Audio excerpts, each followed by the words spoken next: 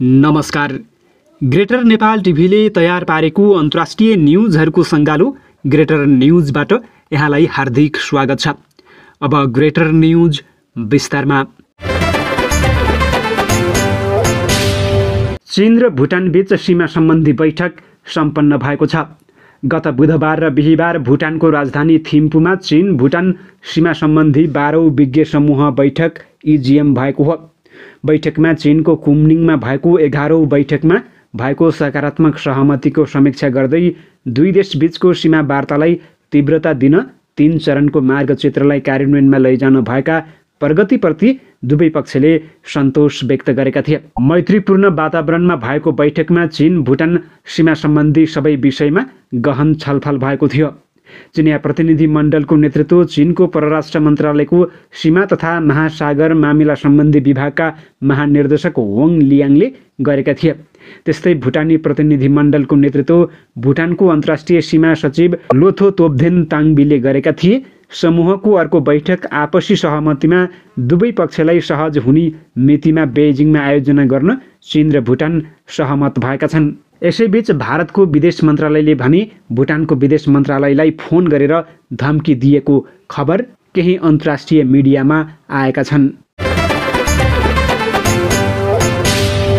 चीनले आफ्नो मुद्रा चिनिया राष्ट्रिय मुद्रा रेनमिन्बी अर्थात् आरएमबी को प्रयोग अन्तर्राष्ट्रिय स्तरमा बढाउन भरमजदुर प्रयास गरिरहेको छ।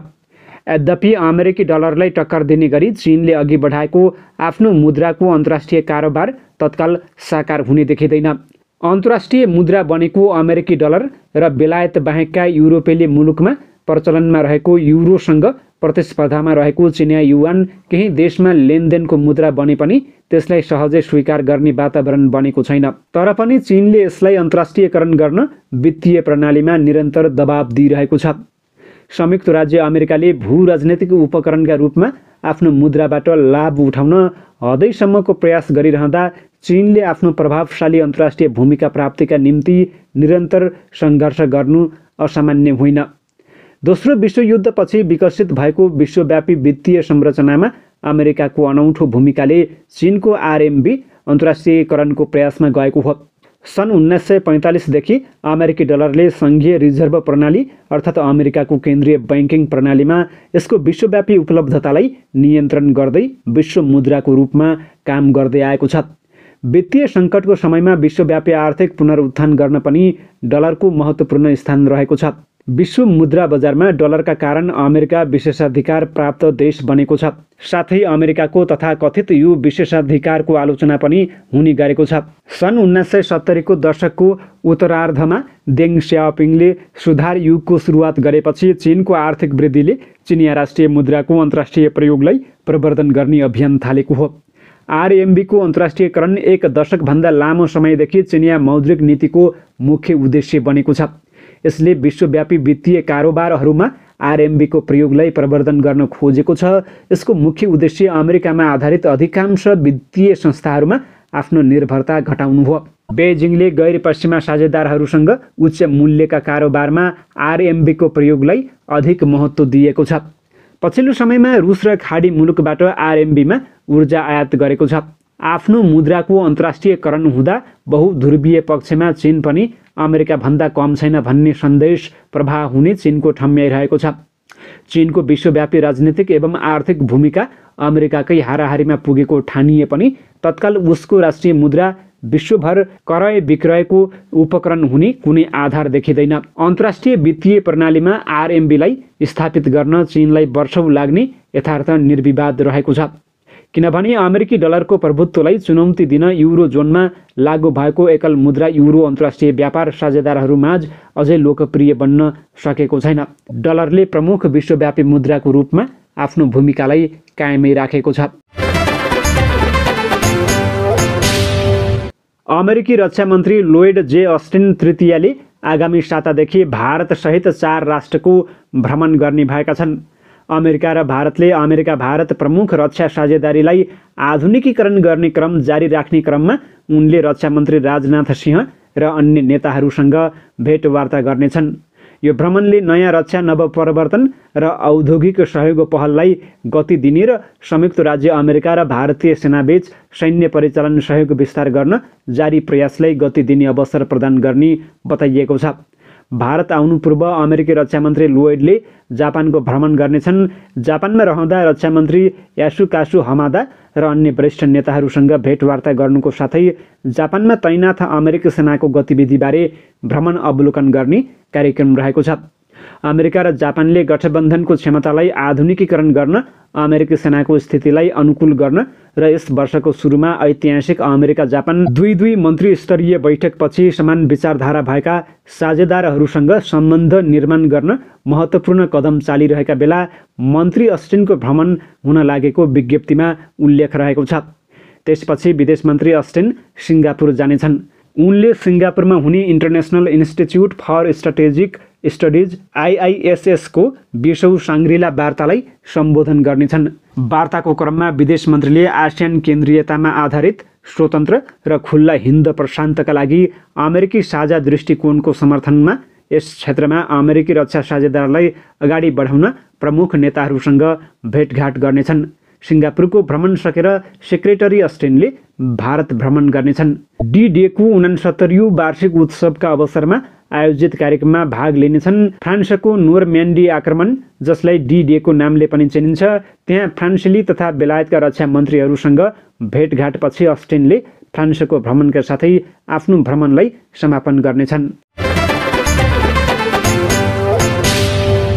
रुसबाट आएको नोर्ड स्ट्रिम ग्यास पाइपलाइनमा भएको विस्फोटनको अनुसन्धान गरिरहेका अनुसन्धानकर्ताहरूले उक्त आक्रमणलाई युक्रेनसँग जोड्न सक्ने प्रमाण रहेको जर्मन सञ्चार माध्यमले जनाएका छन्। आक्रमणमा प्रयोग भएको आशंकामा सेल बोट भाडामा लिन प्रयोग गरिएका इमेलबाट प्राप्त तथ्याङ्कले युक्रेनलाई बाँधेको स्पिगेल साप्ताहिकले शुक्रबार जनाएको छ।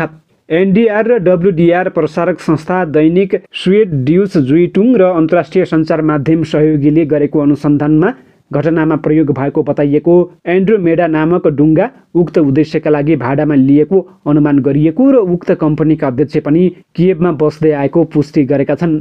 जर्मनीका अनुसन्धानकर्ताहरूले घटनामा संलग्न 20 वर्ष काटेका एक युक्रेनी व्यक्तिको पनि पहिचान गरेका थिए र उनी सेनासँग सम्बन्धित थिए। डुङ्गाको रेखदेख गर्ने 6 जनाको टोलीको हिस्सा भएको हुन सक्ने संयुक्त रिपोर्टमा उल्लेख रहेको छ। स्पिगेलका अनुसार युक्रेनसँगको सम्बन्ध विभिन्न गुप्तचर सेवाहरूको मूल्याङ्कनसँग मेल खान्छ। उक्त आक्रमण स्वतन्त्र युक्रेनी कमान्डो समूहले गरेको हुन सक्छ वा सरकार समर्थित इकाइले गरेको हुन सक्दछ भन्नेबारे अनुसन्धान भइरहेको उक्त साप्ताहिकले जनाएको छ। रुसीहरूले अरू कसैलाई दोष दिन प्रयोग गर्न लागिएको भनिने सम्भावित झुटो झन्डा कारबाहीलाई पनि पूर्ण रूपमा इन्कार गरिएको छैन।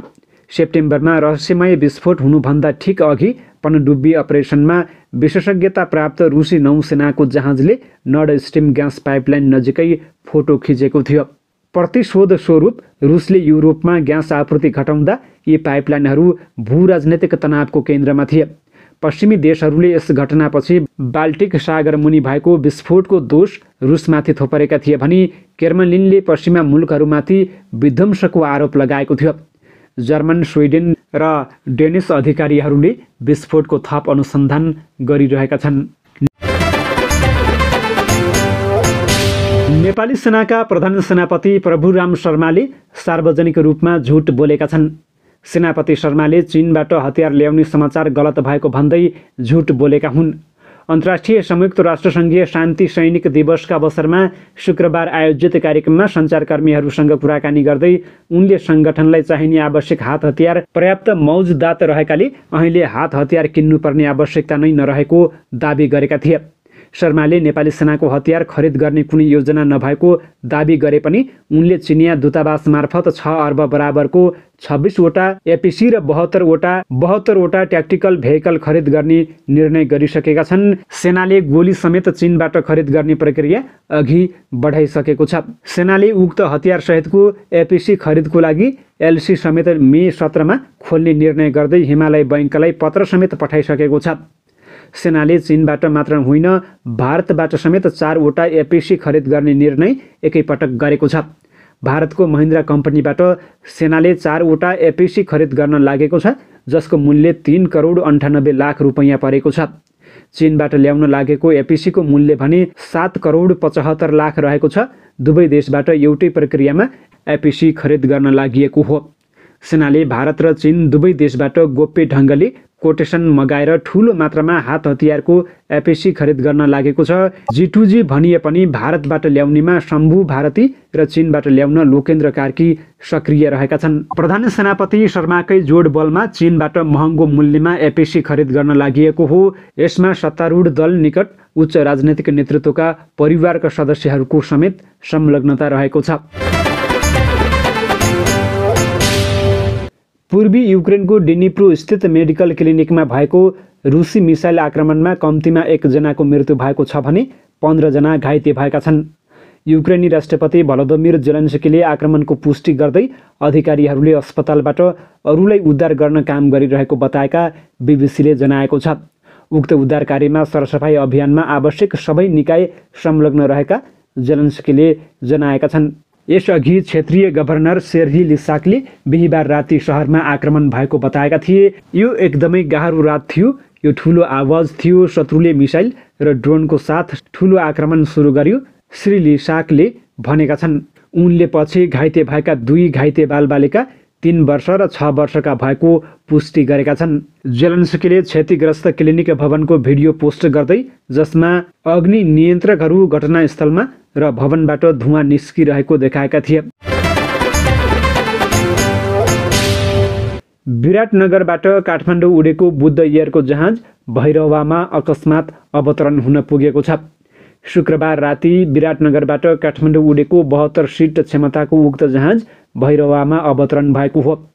काठमाडौँ विमानस्थलमा अत्याधिक वर्षा र एयर ट्राफिकको कारण केही बेर आकाशमै फन्को मारेर विमान भैरवा पुगेको विमानस्थल स्रोतले जनाएको छ। विमान रिफ्युलिङको लागि भैरवा पुर्याउनु परेको बताइएको छ। राति 8 बजे विराटनगरबाट उडेको विमान 9:25 भैरवामा अवतरण भएको हो।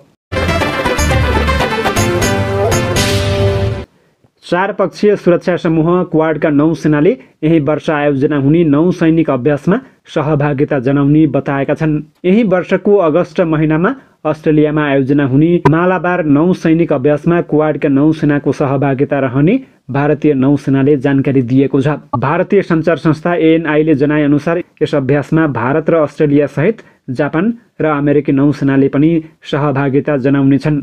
अगस्त 11 देखि 21 सम्म सञ्चालन हुने अभ्यासमा नौसैनिक योजना समायोजन तथा अत्याधुनिक युद्ध रणनीतिबारे परीक्षण हुने जनाइएको छ।